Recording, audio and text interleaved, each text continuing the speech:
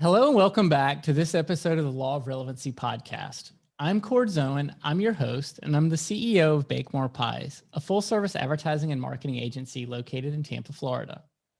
We talk about things that are happening right now in the world of marketing and communications. And today we're joined by Kathrin Folkendt. Kathrin is the founder of Femtech Insider and Perla, co-founder Perla. And she is working on some phenomenal research and really helping to kind of forge the way about a condition that affects many women and really doing some important work. Kathrin, thank you for joining us. Thank you so much for having me. It's a pleasure to be here. So could you tell us a little bit about the work that you're doing right now? Mm-hmm. Yeah, so as you mentioned, I'm the founder of two companies, one being Femtech Insider and one being Perla Health. I am all about women's health innovation. So that's kind of what I do all day, every day. At Femtech Insider, we're the globally #1 source for all things Femtech and women's health innovation. So we share the news of everything that's going on in our ecosystem, in our space, as it relates to different deals, funding for companies here, insights, new research, et cetera, and sort of share that out with our audience. The idea when I started Femtech Insider was really to, take all this information that was out there about the women's health innovation space and put it into one place and sort of, give that industry a voice. And sort of through that work with Femtech Insider, I actually ended up meeting my co-founder and at my second company, Perla Health, which is a digital health startup. And we're trying to make a difference for women with PCOS, polycystic ovary syndrome. Globally, it's a hormonal condition that is actually quite common. I was surprised how common it was when I was diagnosed out of nowhere. So it affects approximately 1 in 10 women. So that's around 192 million women globally. And so we're hoping to develop solutions, digital therapeutics that really make diagnostics and care for all these women out there a lot better.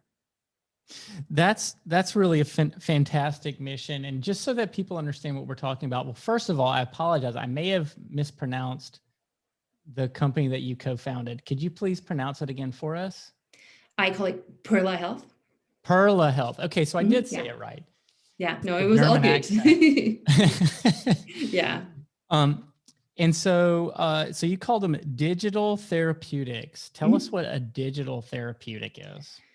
Yeah, so it's essentially we're trying to make a difference and develop digital health solutions. So PCOS is a chronic condition. So that means at this point in time, we don't have the research that tells us what actually causes the condition. And we also don't know how to, you can't just take a pill and not have PCOS anymore. So, you're diagnosed with it and then you're pretty much stuck with it and sort of, on this mission to make the best of it. So we're really in the business of chronic care, and a digital therapeutic essentially helps you over time to manage your condition and care in the best possible way. Wow, so that's really great. So, and especially considering that you can scale that immensely because it's a digital therapeutic, you're basically scaling the distribution of information about the condition so that women all over the world can take advantage of that and live a more comfortable life. Yeah, absolutely. So it is definitely a scalable model. On the other hand, what I also do want to note is that you obviously have a lot of medical professionals involved. And, I always feel like, we're talking a lot about AI replacing a lot of people also in the medical field.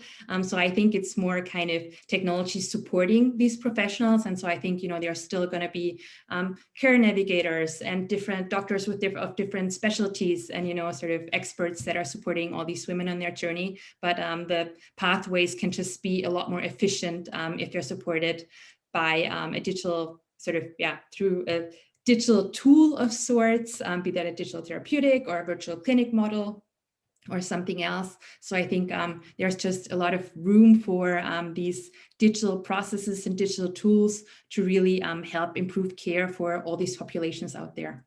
Yeah, and I think well, first of all, Femtech means it's technology related to women's health, correct? Correct, yeah. And it seems like there's a ton of, for AI to really work well, you need to have a a defined data model of how you're collecting the information. I mean, I think years ago we were talking about how Watson from IBM was going to help, diagnoses and things like that. And I think it has, but one of the things that you can do, and it sounds like what you're working on, is you can collect information in a way to where you're normalizing it. And then if it's normalized information, especially about a specific condition, then it even empowers AI even more, right? Because you're collecting it all the same way. Yeah, no, for sure. And I think, kind of collecting all this information, and obviously, data privacy is super important to us and a lot of other entrepreneurs in our space. So you always have to be very, very clear on what you're actually going to do with that data, even if it's just used for, in a research context. Sure.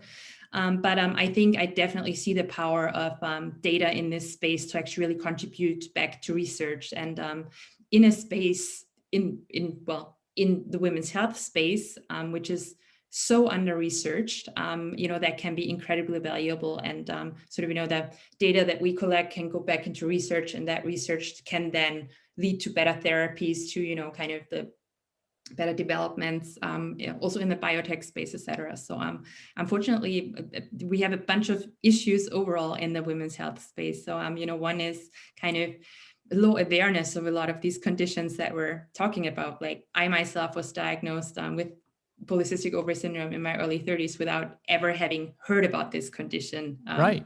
prior to that. We have this awareness issue, and then, we have an issue with not having enough research out there about all these conditions. So, it's kind of even a lot of early stage startups in the women's health innovation space actually have to run their own pilots. So there isn't necessarily, this research that I can base my kind of models on, or, sort of just be like, oh, let's just take this program that has been developed and just digitalize it. It's unfortunately not that simple. So, our ecosystem and sort of the innovators in our space, also from a technical perspective, actually, are kind of working very, very closely with researchers to sort of even come up with all these results and research and pilots, and sort of, really generating this evidence that we all need to really see, whether this works either digitally, but also in the real world. Right. And the only people that really need to care about women's health are those people who've been born. Yeah, pretty much everyone. You're totally right. Yeah. Which is everybody. Right? Yeah. Absolutely. Right. So I mean, obviously there's a massive need out there for this information, and it's a real challenge. I mean, you come from a long background with corporate marketing at a very high level. You worked at HP, you worked at Tupelo. How has that experience of working in those corporate environments, as well as the entrepreneurial freelancing work that you've done, how did that help lead you to today being an entrepreneur and the founder of two very, very important organizations? Yeah, so I think what has always fascinated me, and this is also why I think I kind of got into tech. So in the first place, so, I've always been in tech in one way or another, and sort of, this idea of communicating complexity has always been really fascinating to me. Like even in university, so my thesis at the time was actually about sort of the diffusion of innovation and what can we do from a marketing perspective to sort of, help that and, help kind of speed up these adoption cycles, et cetera.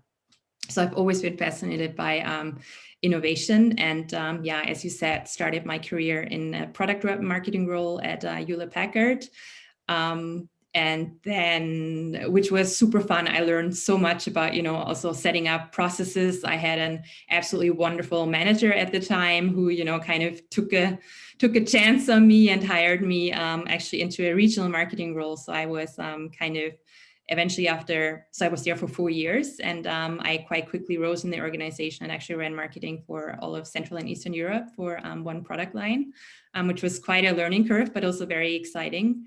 And so, I was at HP for quite a while, and then sort of, started to learn more about startups and hung out at local co-working spaces a little bit, and kind of, they kind of tipped my toe into the entrepreneurial scene a little bit.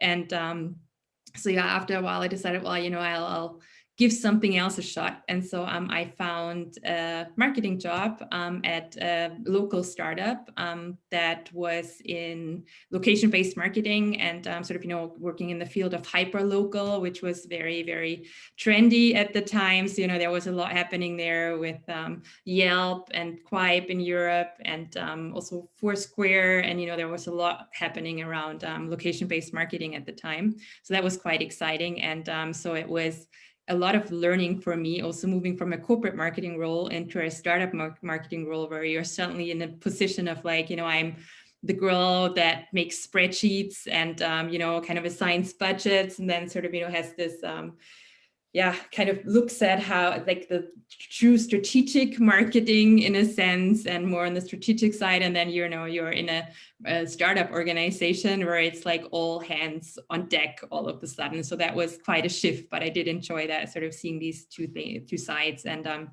so Tupelo is kind of they went by the tagline of social yellow pages at the time. So it was kind of helping local businesses, essentially market their services, or, find if you're a restaurant, like attract more visitors, or, whatever, more diners, whatever that may have been. And so, at that time, I also learned more about how to actually execute marketing, because, I was kind of in my comfy, the agency's doing everything, and, all the other organizations are actually organizing the events, and I'm the girl with the budget. And so, I actually had to get my hands dirty in that startup role. So that was quite a change of pace, but I definitely learned a lot, sort of just because of the business we were in, obviously a lot of SEO and content marketing and social media. And so that was pretty fun. I then was at Tupelo for, I think, 2 years, and then decided to freelance, and sort of took what I had learned at Tupelo, sort of in terms of what was the very innovative social media marketing, which now, we've moved on. But back then that was kind of the big thing was, oh my God, Facebook, oh my God, Twitter, oh my God, Instagram. Yeah. And I mean, now, we've obviously moved on to TikTok and Snapchat, and I'm like, Yeah, and you always have to keep up with marketing, right? Like it sort of moves. Yeah, completely. And it seems like some of the most successful entrepreneurs that I know have had that experience where they got to see, I mean, one of the things that's great about corporate is you understand the strategic structure of what it takes to set the strategy and then follow through and then deal with large numbers. And then when you're the entrepreneur, you're getting your hands dirty. When you're the freelancer, you've got to figure it out. And so when these challenges come your way, like being diagnosed with PCOS, it's almost like at that moment in your life, you had these tools at your disposal, and now you've made the decision to do something about it. No, totally. And that's like kind of how I feel. I built up this big toolkit of things that I can do. And sort of, now I sort of pick and choose whatever I need at any given moment.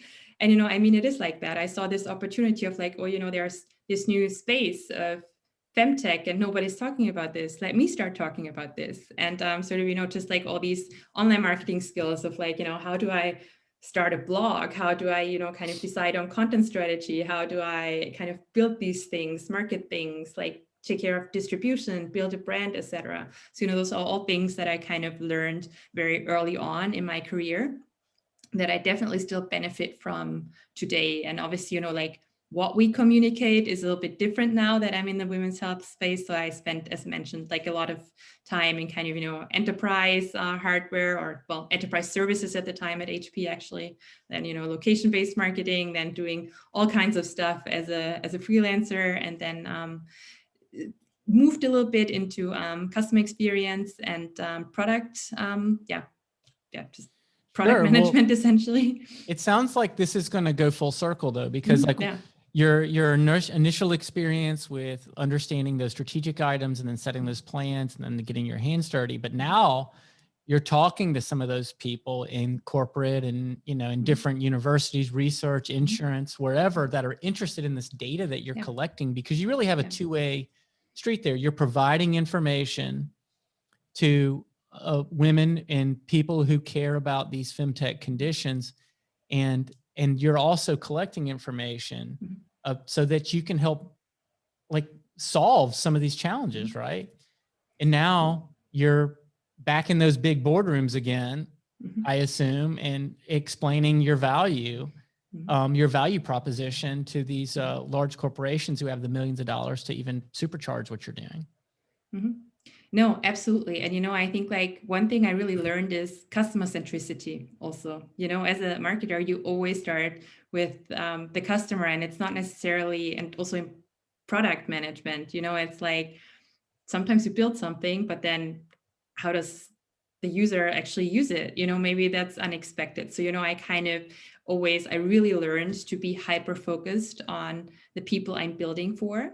Yep. Whether Great that would advice. be building out a marketing campaign, building a product, writing a blog post for someone, right? Like it's always about what do I actually want to communicate, or what's the goal.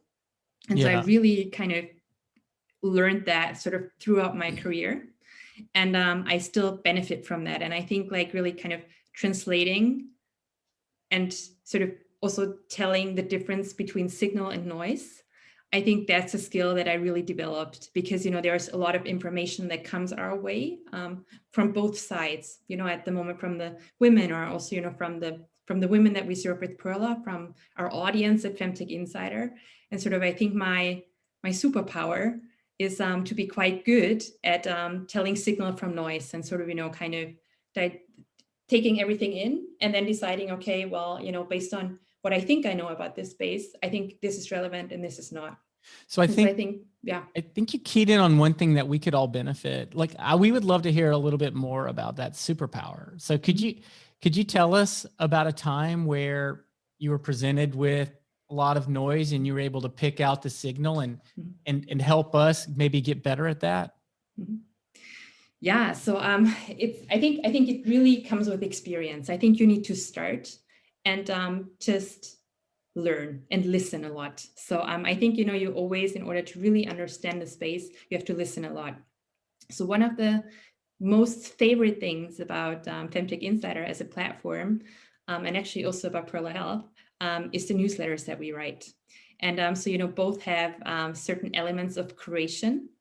They're very regular. I am super particular about how we communicate certain things, because sort of in a sense, I get to choose what I communicate to all these people out there. And I think it starts with me having spent a lot of time listening to people in our space, and then sort of figuring out, okay, what's the common element? So what's the commonality? Because and it's always like the question is, how do you communicate it though? Like, is it one-on-one? Then, it's kind of more personal. Is it like one-to-many? Then I need to figure out who is my audience and like, what are they looking for? Because like one challenge, I think sometimes you try to do everything and it gets too much. Like, Yes. You also need to be very, very clear on, well, this is our way. And I see that a lot, that, then you try this and you try that and and so, for us,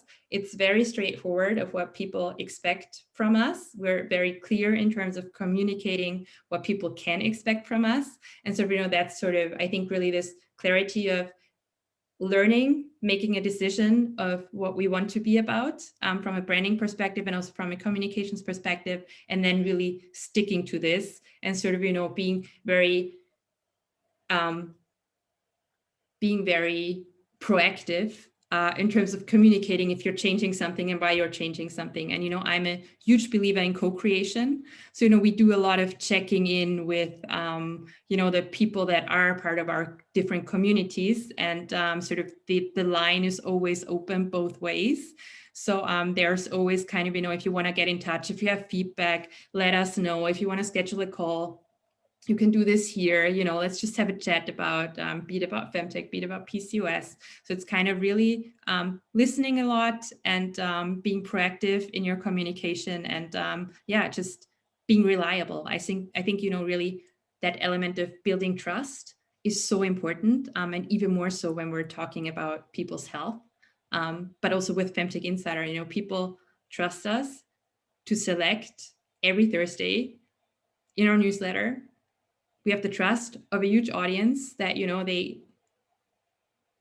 I'd say trust all the time. We have the trust of a very large audience that, thinks, well, I'm going to read the Femtech Insider newsletter and I'm going to know everything I need to know about this space. And so this is kind of, the trust that we've earned over time. And so it's kind of, that's also what keeps us going in a sense that we have a lot of people that rely on us to, get them the information they need on a weekly basis. Well, you obviously come across as a very passionate and enthusiastic advocate for everything you're doing over there at the Femtech Insider. So let's talk a little bit more about marketing. Who are the audiences that are reading your newsletter? Mm-hmm. So they're very different. So for Femtech Insider and Perla, for Femtech Insider, we really have for B2B exclusively. That was also, again, a very conscious decision that I took. So medical professionals and researchers? Medical professionals, researchers, but also so we have a huge audience of VCs, so venture capitalists, also lots of corporates, insurance groups, pharmaceutical, anybody that's kind of building in the Henkels and I'm not sure what they're called, the Essities, et cetera, of the world that are kind of developing women's hygiene products, et cetera. So anybody that's really kind of interested in women's health innovation. Obviously a lot of startups, also a lot of frankly students that are coming from top business schools, and they're like, look, I want to break into this space. We have generally a lot of interest at the moment in the women's health innovation space overall in the tech community. So my background is, not in women's health. I sort of got into this because of my personal experience. Right. But, I was one of these women in tech that had great skills and was looking for something meaningful to apply sort of everything that I learned to. And sort of women's health is that space for me in a sense. And so, we have a lot of people that are also looking for jobs. So we have a job board and are trying to, bring together the employers in our space with sort of people that are looking to break into the space. And so that's an exclusively B2B audience. And actually in the beginning, when I started it, like my mom once said, can't you write about like, sort of the best, I don't know, the 10 best, what do I know, like breast pumps or whatever. And I'm like, look, that's not like, that's a B2B. Consumer item. Yeah, exactly. Again, right. So it's like, but I think there's room for a platform like this for sure that talks to that sort of, women's health innovation from like a consumer perspective. Sure. But like, that's not us. And so this is, again, you need to be sure what you're doing and then sort of, stay true to your audience, because if people know what they can expect, they will recommend you. And, we've largely grown Femtech Insider from word of mouth in the beginning. We still grow quite on a weekly basis, but it's really people recommending to each other, oh my God, get that newsletter, you want to get on that mailing list, like it's great. And it's crazy when you create a valuable resource, mm-hmm. how it can just kind of fly off the shelf. Mm-hmm. When you've created something, when you determine that there's some kind of a niche that there's a demand or there's a need for something, and you go and you create it, it's incredible how people start picking it up. Yeah. And, it comes back because we have great engagement numbers, on everything that we do really, because everybody that is in our community, be it like, on our mailing list or also on social. I mean, for us, like what's really relevant is, LinkedIn and Twitter, like the rest we do, but like, not really properly or how like, big is the following? How big is the following for Femtech? So we had I think, I just looked at the numbers actually before this. So we do around 30K uniques. Oh, wow. On a monthly basis. And then I think we have like 4,000 people on the mailing list at this point in time. And so it's like a little bit more than a year old. That's incredible, because to have 30,000 unique subscribers to such something that is that dialed in, where you're only talking to B2B and about women's health, that's unbelievable. That's congratulations. That is huge. I'm gonna have to make sure my sister's an OBGYN in Washington. I'd love to talk to her and get her perspective. I'm definitely going to connect you to after this. But she, people like her, who are always studying, conditions. How many topics are there? Like how many unique veins are there in Femtech that you would have identified? Yeah, I mean, so what we kind of, the way we like to talk about it is like, one is, where you sort of structure our content based on the conditions that, the projects address, but then there's also a lot happening in the ecosystem. So, if a new fund is started that, specifically wants to invest in women's health, et cetera. So we will talk about that. We will talk about, trends in digital health, like adoption trends, et cetera. So, we're kind of doing a little bit of everything, kind of the condition-based stuff, but then also sort of, the VCs, startups, launches, who's getting funding, et cetera. So more like kind of the very typical startup news. So we're a little bit of a mixture of those two things. Yeah, there's the business side, and then in terms of like obviously PCOS is one type of a body of study. Yeah, right? I would imagine like maybe fertility. Would be one. So I mean, there's a lot of different areas. So generally, when I like to talk about women's health, and like the spaces that the companies in our space, the spaces that the companies in our ecosystem address, it's sort of really the conditions that only affect women, like PCOS or PMS, PMDD, etc. Then there's also conditions that maybe predominantly or differently affect women. So that would be maybe mental health or Alzheimer's. And there's also conditions that affect women and men differently.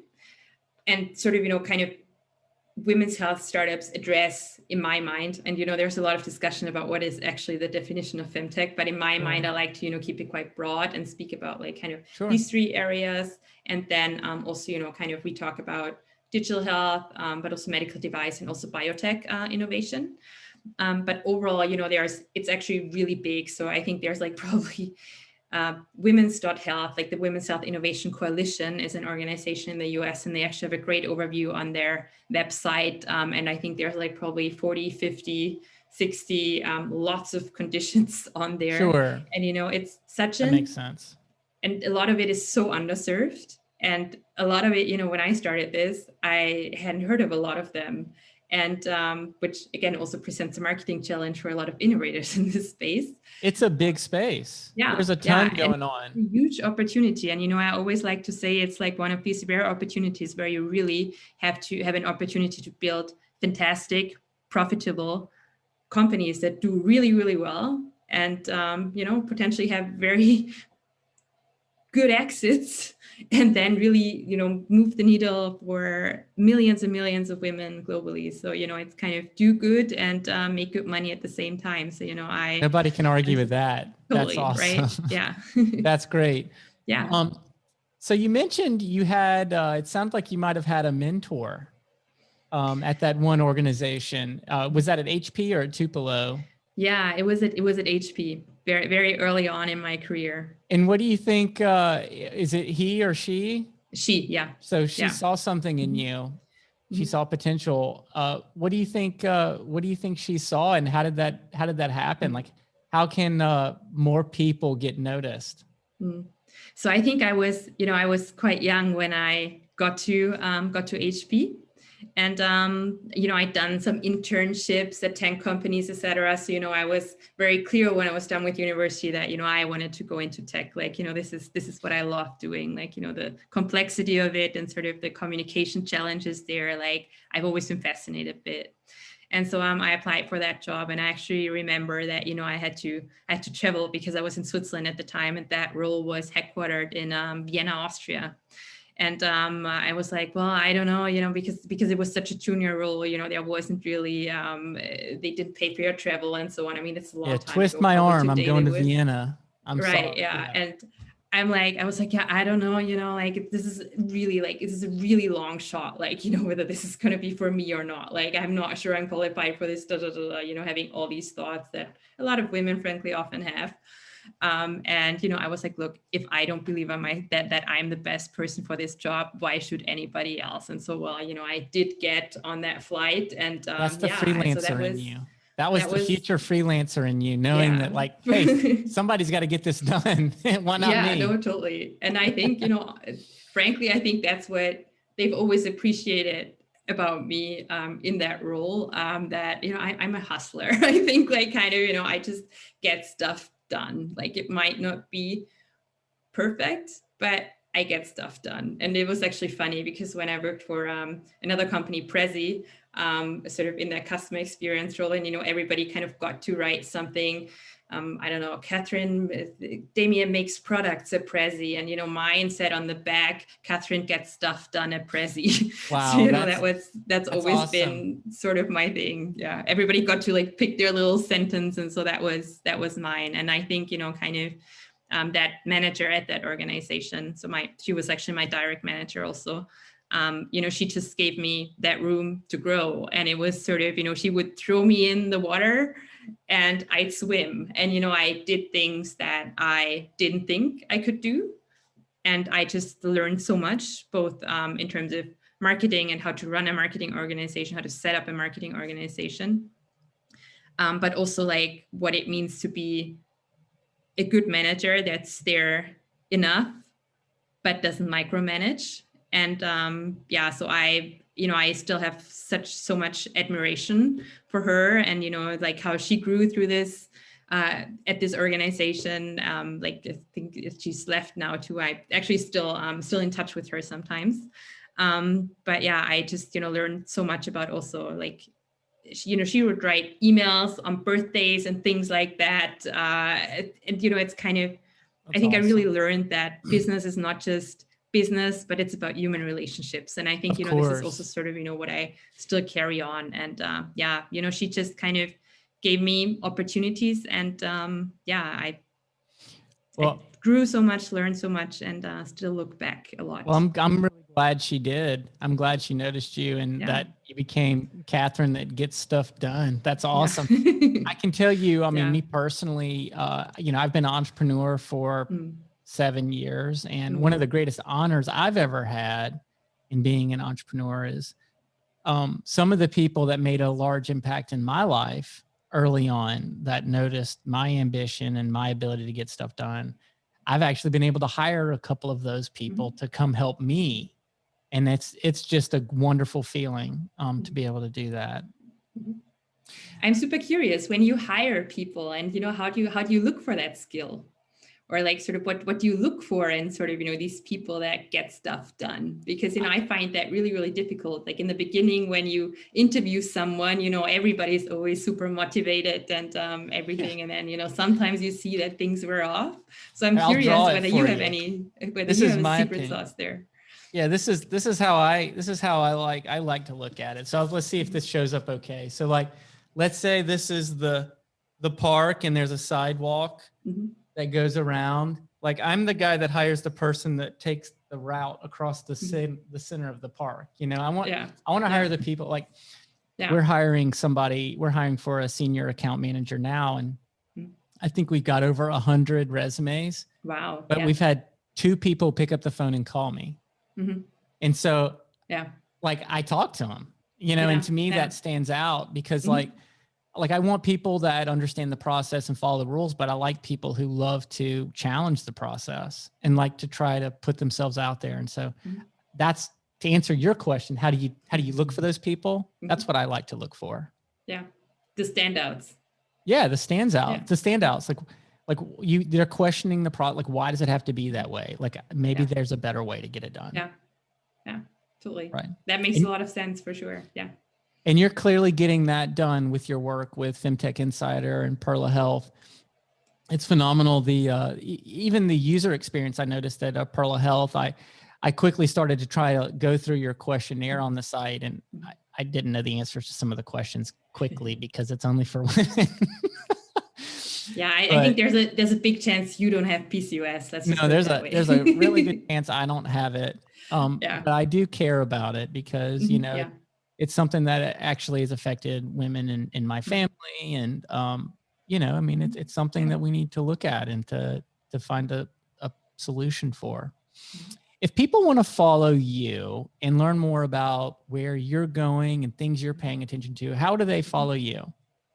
Yeah, so I am, obviously our newsletter with Femtech Insider is a good place to start if you want to learn more about women's health innovation. With regards to myself, I am quite active on Twitter. So that's Kataka, Kathaka.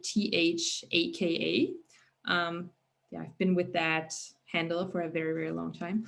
And yeah, so I just, tweet about the things that I go through building a startup, and sort of, what it means to be a woman in tech, what it means to build a company about that, kind of makes a difference in a condition that is quite stigmatized and not very well known. So also lots of marketing thoughts in there about how we can communicate better. Also, on a public health level, and make more women aware of all these sort of conditions that we don't talk about enough.